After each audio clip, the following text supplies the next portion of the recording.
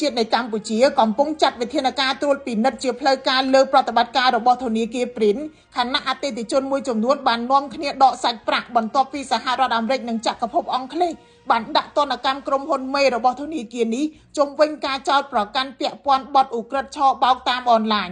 នៅក្នុងសេចក្តីថ្លែងការណ៍ដែលបានចេញផ្សាយនៅថ្ងៃទី18ខែតុលាឆ្នាំ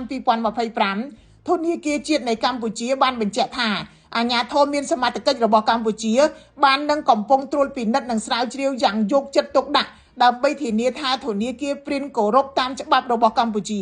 ទន្ទឹមនឹងនេះធនាគារជាតិនៃកម្ពុជាបាននឹងកំពុងចាត់វិធានការចាំបាច់នានាដើម្បីធានាប្រក្រតីភាពនៃប្រតិបត្តិការគណនេយ្យនិងសុវត្ថិភាពសាច់ប្រាក់របស់អតិថិជនធនាគារជាតិនៃកម្ពុជាបានកត់សម្គាល់ថាក្នុងរយៈពេល2ថ្ងៃកន្លងទៅនេះអតិថិជនមួយចំនួនបានដកប្រាក់ពីធនាគារខ្លះជាពិសេសធនាគារព្រិនដោយក្តីបារម្ភទោះយ៉ាងនេះក្តីធនាគារជាតិបានសង្កត់ធ្ងន់ថាប្រព័ន្ធធនាគាររបស់កម្ពុជានៅតែមានភាពរឹងមាំដោយគ្រឹះស្ថានទាំងអស់រក្សាបាននូវសាច់ប្រាក់គ្រប់គ្រាន់ដើម្បីបំពេញតម្រូវការរបស់អតិថិជនគួរបញ្ជាក់ថាចំណាត់ការរបស់សមាជិកក្នុងធនាគារជាតិនៃកម្ពុជាកើតឡើងបន្ទាប់ពីទីក្រុង Washington និងទីក្រុង Long បានចោទប្រកាន់ក្រុមហ៊ុន Prince Holding Group ដែលជាម្ចាស់ធនាគារ Prin ពីប្រតិបត្តិការឆបោកតាមអ៊ីនធឺណិតនិងបណ្ដាញលាងលុយដ៏ច្រើននៅក្នុងតំបន់អាស៊ីអាគ្នេយ៍ប្រធានក្រុមហ៊ុននេះគឺលោក Chen Xi ត្រូវបានចោទប្រកាន់ដោយក្រសួងយុតិធម៌អាមេរិកនិងត្រូវបានរឹបអូសគ្រីបតូដែលមានតម្លៃ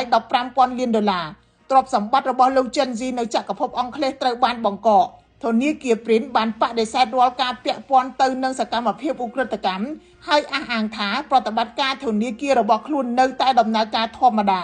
ខ្ញុំរស់សុធាពី News Today NTTV